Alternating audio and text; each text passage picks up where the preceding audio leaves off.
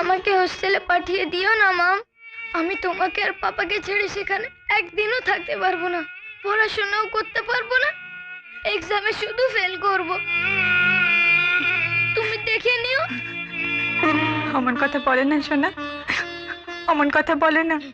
তাহলে তুমি আমাকে হোস্টেলে পাঠিও না। আমি ছোট মুখ থেকে বড় কথা শোনা একদম পছন্দ করি না রোহিত।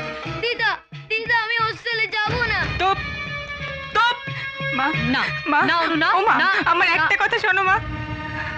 আমি বলছি যে রোহিত যেভাবে বলছে, ও মা তুমি আর একটা বার ভেবে দেখবে প্লিজ। তুই কেন বুঝতে চাইছিস না অনু?